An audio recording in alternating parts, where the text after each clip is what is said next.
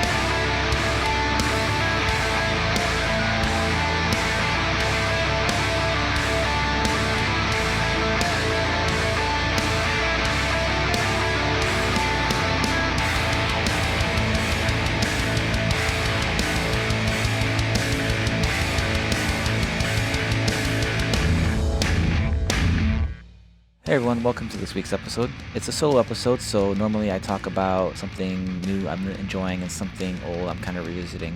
But since I was at C2E2 a couple weekends ago, the big convention in Chicago, I was reminded of a few things that are pretty recent that I want to talk about while they're still fresh in my mind.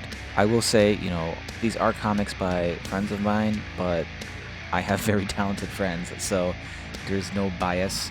If I didn't like them as much as I do, I just would not be talking about them.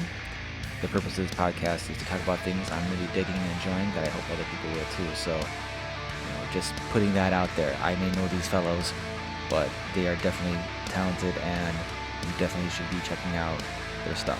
I'm also going to be talking about two newer albums that I've recently come across that I was enjoying very much on my tries back and forth to the convention center all weekend.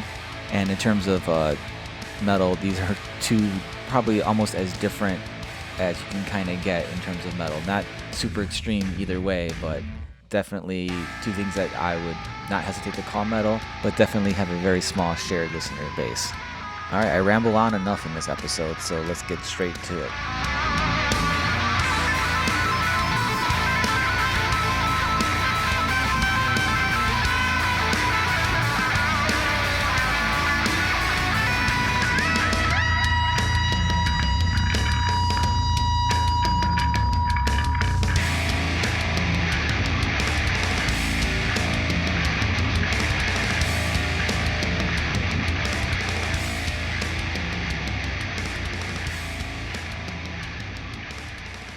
So the first comic I want to talk to you about today is Dead Legends. Dead Legends is from A Wave Blue World. It's written by James Maddox and illustrated by Gavin Smith, lettered by Ryan Ferrier. I have a little bit of a history with this book in that I was really excited when the Kickstarter first appeared for it. I know Gavin. I've known Gavin for a while. He's a fantastic artist, fantastic creator, and I was really excited to see this because Dead Legends is basically a kung fu revenge story set with the backdrop of a mysterious kung fu tournament fight to the death with like the crazy cast of characters and basically like the best Jean-Claude Van Damme movie you could ever think of, but like 50 times bloodier. So needless to say, it's like right up my alley. I was really excited for it, but out of the blue one day the Kickstarter was canceled and I was like, what's going on? But turns out it was canceled because A Wave Blue World picked it up. They saw it and they're like, no, we need to be in this business. And I do not blame them. This is a fantastic book. Gavin just kills it on the art. Like, no puns intended. Just his line work is both like lush and expressive. The fight scenes are super well choreographed. The colors, like, I wouldn't have pegged Gavin like, oh yeah, he's also a fantastic colorist, but he just nails everything on this book. You could tell it's truly a labor of love. James does a fantastic job creating this crazy kung fu world that still feels, pretty realistic, even though there's some pretty far out stuff happening. Overall, it's all wrapped up into like a really just awesome and bloody package. As I mentioned earlier, I was at C2E2 the previous weekend, and Gavin Smith was there as well. And he's pretty much, a fixture at C2E2 and other big shows. And it's always good to see him and catch up with him. And I was telling him how much I liked the book, and he mentioned to me that if you only read the digital edition, you did not get the secret extra ending of the print edition. So, of course, I had to jump on that, and I was certainly not disappointed. I am really excited to see what the sequel to this book brings up. But if you are a fan of just high paced, bloody kung fu action, throwbacks to the kung fu movies of old, and just crazy characters and a good old fashioned from the heart revenge tale, Dead Legends is definitely for you. I highly recommend it.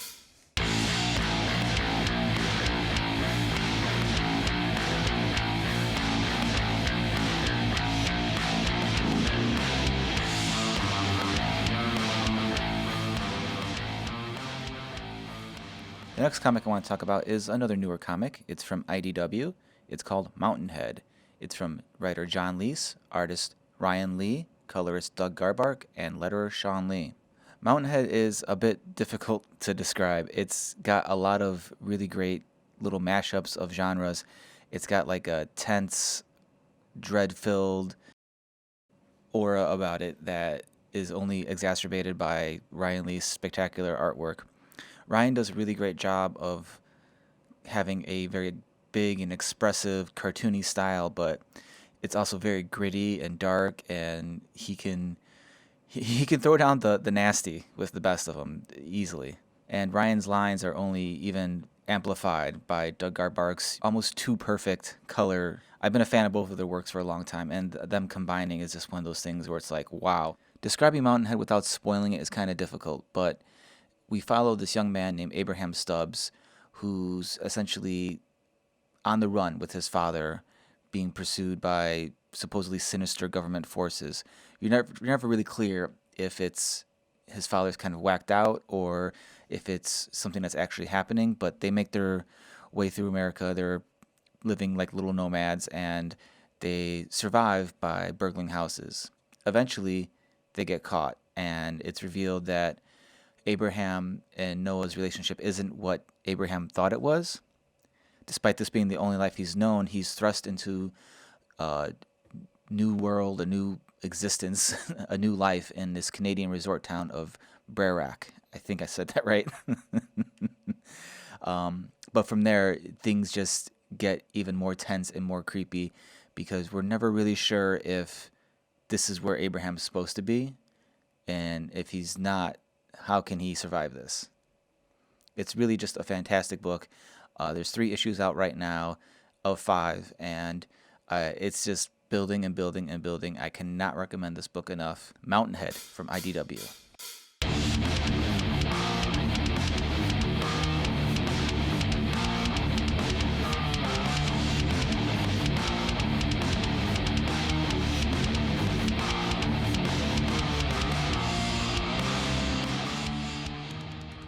First band I want to talk about today is a band called Secret Rule.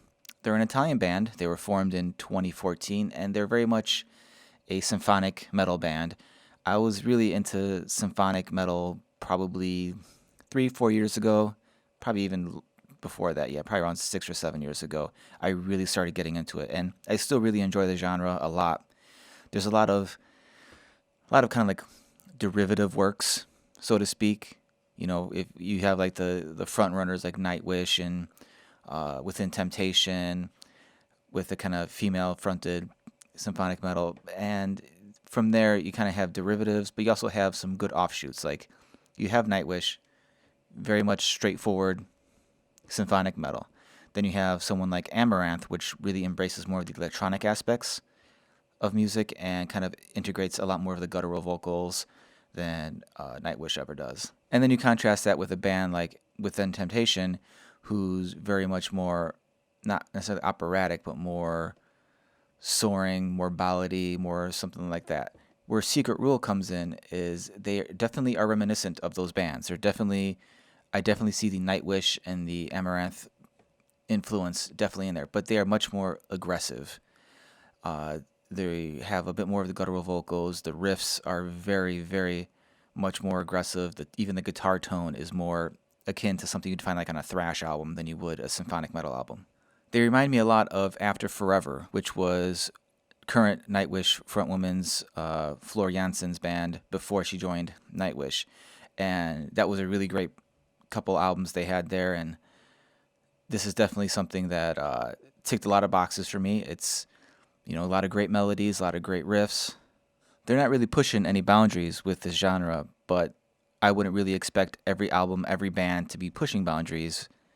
That kind of mindset really sets you up to be let down by a lot of things. Sometimes you just want someone to do what they do very well.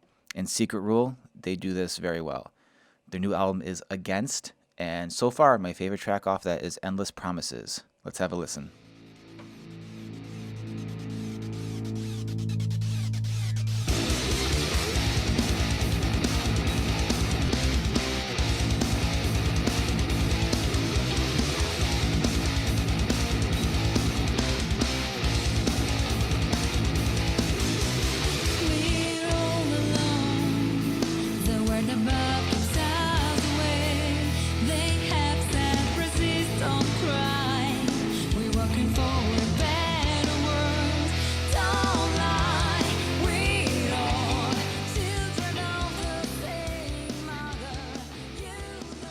The next band is another newer band, also formed in 2014. They're from Liverpool, England, and it's reminiscent of a type of band I'm really into right now, and that band is LOATHE. They are pretty unique in that they have, not unique in that they use low tunings, but they have extremely low tunings, like an octave below E, but they use it not just for heavy riffs. They use it for some more cleans, more melodic type lines. They really just take that tuning and not use it as a gimmick. It's just what they use. It's what they do. And they do it very well. They have, like I said, super low tuned guitars and riffs, but you mix in some real nice clean vocals, some guttural screams, and some, definitely having some nice heavy. How many times can I say heavy? They definitely got some riffage. There's really some great riffs in here, along with some really, really nice clean passages, almost ballady type stuff. But I'd call it more of a melancholic dirge than a than a ballad. It was hard to pick a tune from this album that I think is my favorite. I would definitely say check out Two-Way Mirror. If you're not really into heavy screams and all that, that's a very, very good song. Like, ridiculously good song. I would expect to hear that on the radio. But considering the rest of the album, that might not be something that happens. So, but in terms of the heaviness, my favorite track probably has to be Broken Vision Rhythm. It has a lot of really great passages and riffs, and just everything just works really, really well there. So this is LOATHE. Their album is I Let It In, and It Took Everything. And this is Broken Vision Rhythm.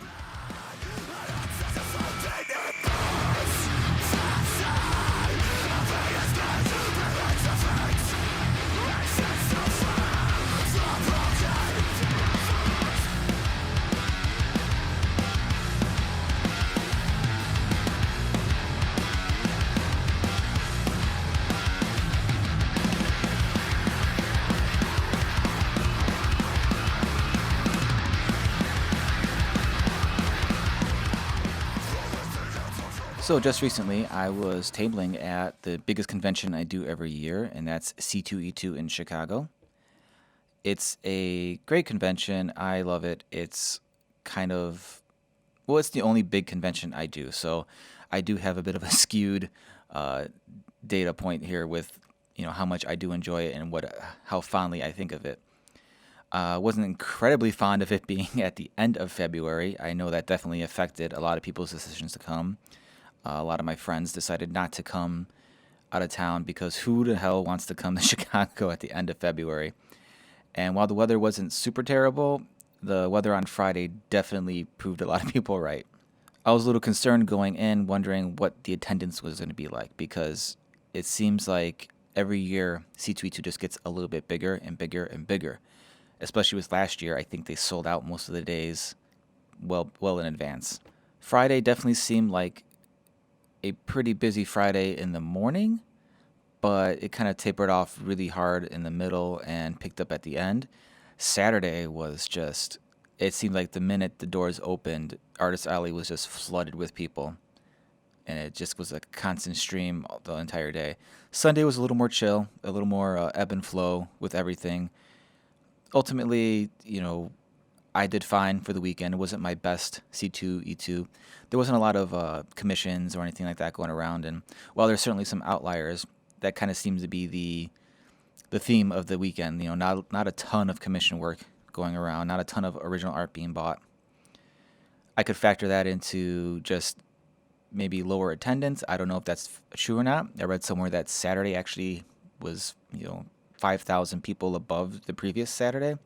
I kind of think the timing of everything, especially being pre tax returns, because I'm pretty sure most people do not have their tax returns, and I would be willing to bet good money that a lot of us nerds, we take our tax returns and we spend it on comics. All in all, I had a really great time. Fortunately, I wasn't with my table mate for most of it. My table mate, gentleman Brian Vander, who's a fantastic artist. He's repped by Cadence Comic Art. I highly recommend you go check out his stuff if you like commissions, especially if you like commissions of X-Men. That seems to be his bread and butter. And if you're going to commission an artist, you definitely want to get their bread and butter because they're going to put that little extra bit in there for you. Due to some unforeseen circumstances, I was manning the table pretty much all my own for the first 2 days and most of Sunday. But it was fine. They had these really nice concierge service where you can text a number and a volunteer will come and watch your table, make sure no one steals anything. They won't help you make sales, but they will make sure no one will take anything, which was good because you need to stretch your legs sometimes, or use the washroom or what have you, or go buy a ridiculously priced hot dog, as usual. And thankfully, I had a lot of people that I know swing by the table, keep me company for a little bit. Definitely quite a few returning customers. Had a lot of interest in prints and books this year, which was a bit uptick from last year. Last year, I definitely leaned more into the commissions and selling art as the main money makers, and this year was prints. I kind of came to a realization that I have a little selection of prints. Some are 11 by 17, some are 8 by 10. 11 by 17 ones are 10 to 15 bucks. 8 by 10s are $5 because to print them, to charge more than that is kind of pricing myself out of most people, because the purpose is to make money. And if I'm going to sell an 8 by 10 print for $10 and 3 people buy it, but if I sell it for $5 and like 8 people buy it, I'd rather have that. I sold out of a couple things and I had to reorder, which was great. Selling out is always awesome. But it gave me a chance to rethink some things, and I think I'm going to be kind of diving away from the 11 by 17 prints. They're kind of big and unwieldy, and I'll just be frank, getting someone to spend $5 is a lot easier to getting someone to spend $10. And hauling a stack of 8 by 10 prints is a lot easier than trying to make sure I'm hauling a stack of 11 by 17 prints, literally, half the size. Additionally, the cost comparison and the transportation comparison, it'll also allow me to, look into doing a couple more prints at that size and just having a little bit of a bigger selection. I had some great interest in the soundtrack I produced for my comic Packs of the Low Country. I sold quite a few of those, which was a nice surprise. Not really expecting a lot of people to pick up a CD of music they have no idea what's going to sound like aside from my description. So I had a lot of great response to that. I sold quite a few books of Packs of the Low Country, which was nice. Sold a few of my sketchbooks, which is always great.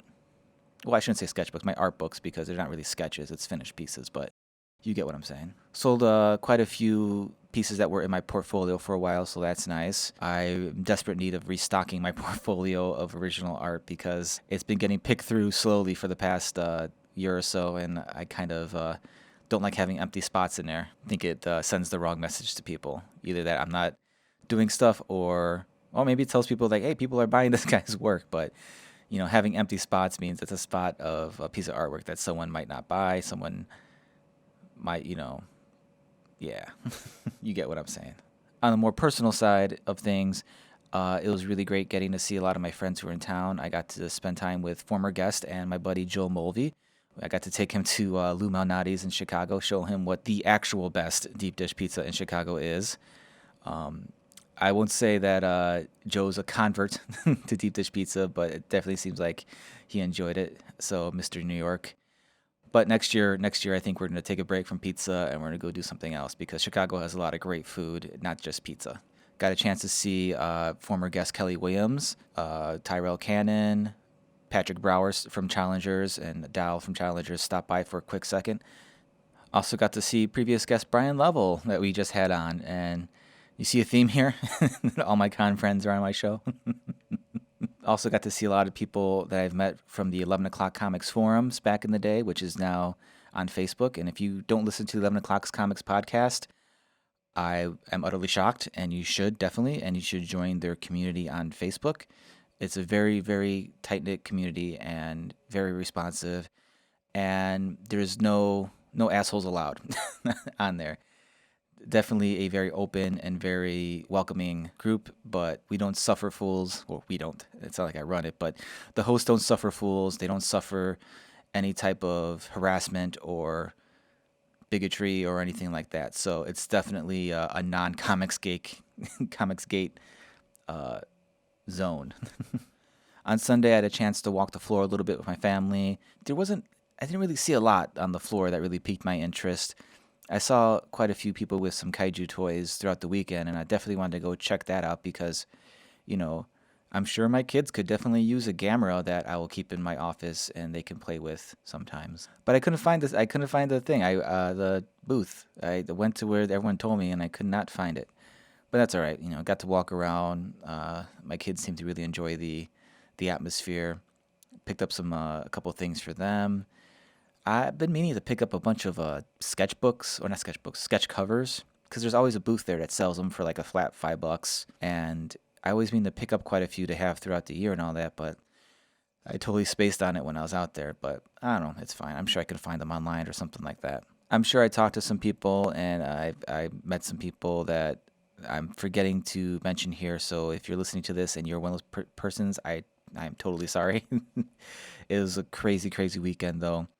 When you're basically at the table by yourself with no help, things seem a little more. You feel kind of like isolated in this like mass of people. So having a table mate always really just kind of takes that edge off, and it really gives you a lot of freedom to be like, okay, there's a little bit of a lull. I'm gonna go take 10 minutes, run over, catch up with one or two people, come back, so on and so forth. Because a lot of cons, there's after the show, people break off. They go either back to their hotel room to work on things, or they have their own groups, their own plans for dinners and stuff like that. And you can't hit everybody, and you're never going to hit everybody at a show. I've tried. I've definitely tried. Even if I wasn't tabling a couple years, I went all 3 days, and I still missed people. So just walking the floor for 3 straight days, you're still gonna miss people. It's just what happens. People are away from their table when you walk by. It is what it is.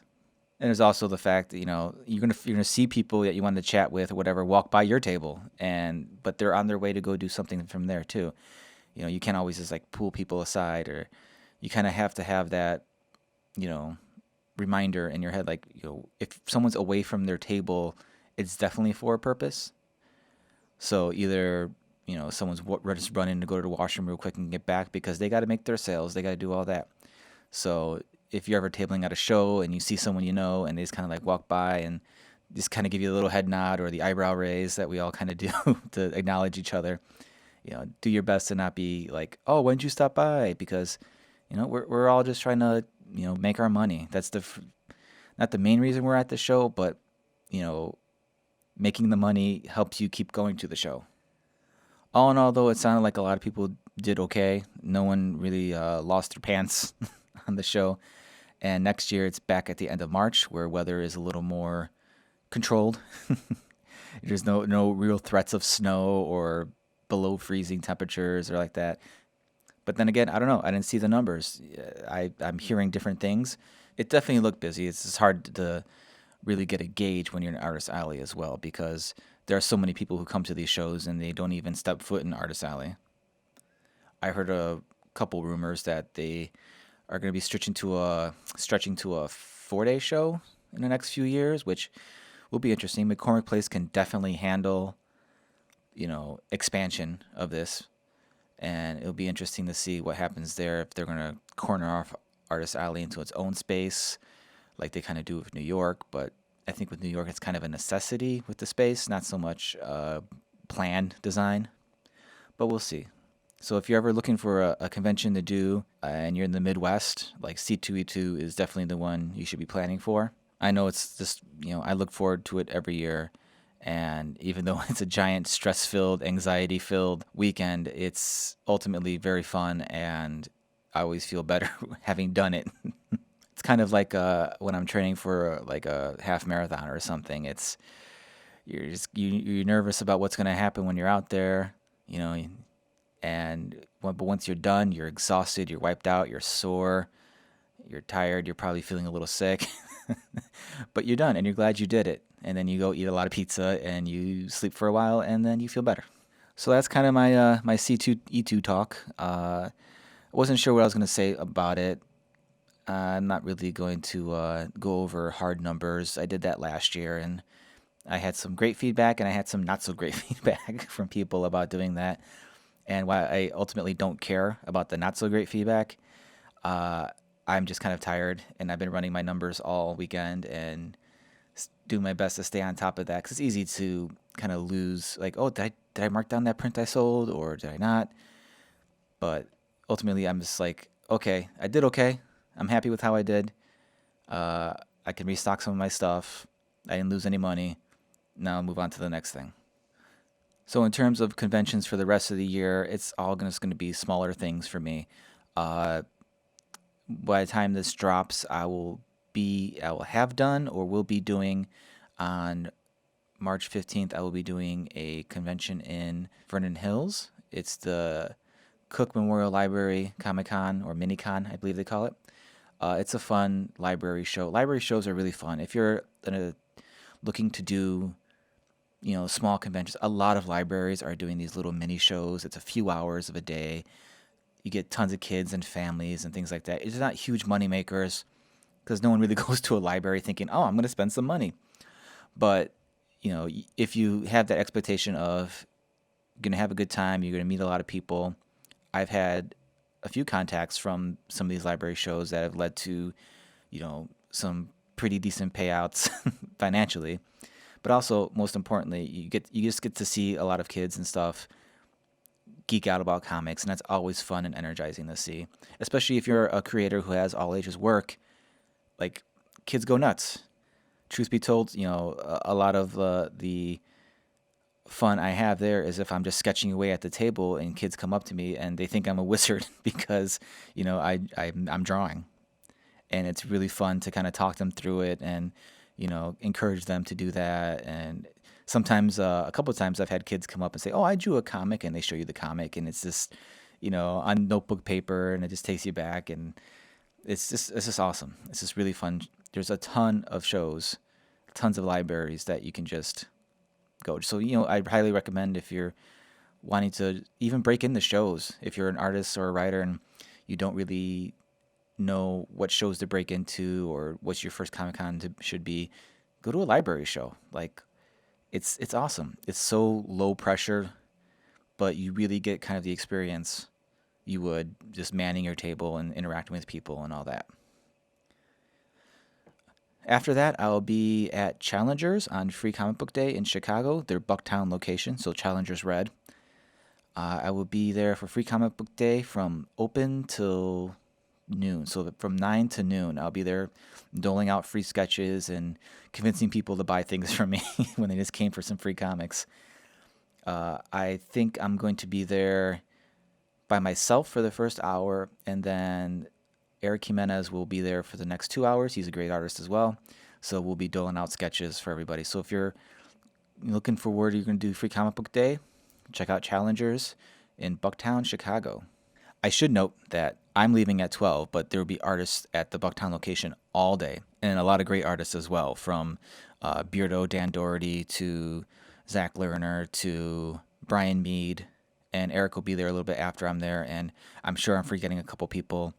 And I know if you're closer to downtown and you go to Challengers River North location, Challengers Blue, I know that the Hello Kitty master, superhero master, Tom Kelly will be there for a few hours, as long as Alejandro Rosado of Alley Cat fame will be there as well. And though that should be a good time too. I was actually kind of struggling with like which location should I go and sketch at, but ultimately, the Bucktown one's kind of like my home. It was my comic shop for so many years, and Challenger's always been really sweet to me.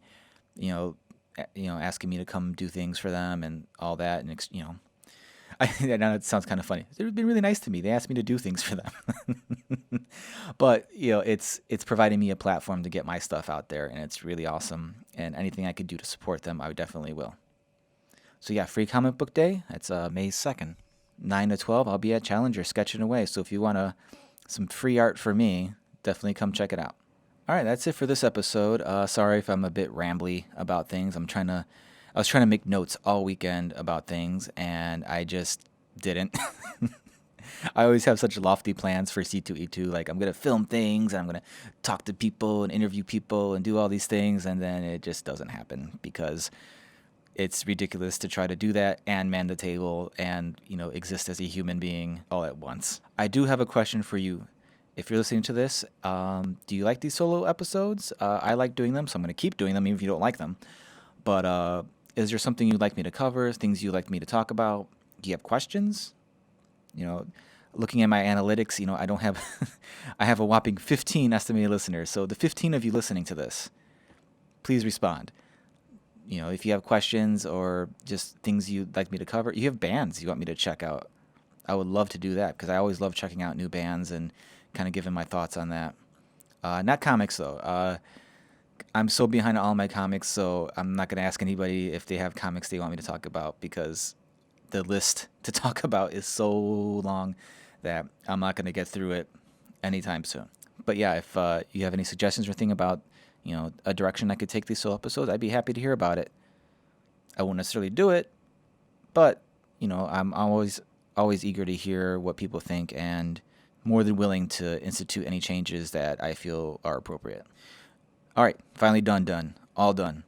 So thanks for listening, and be sure to come back for next episode where I am interviewing Dave Jordan.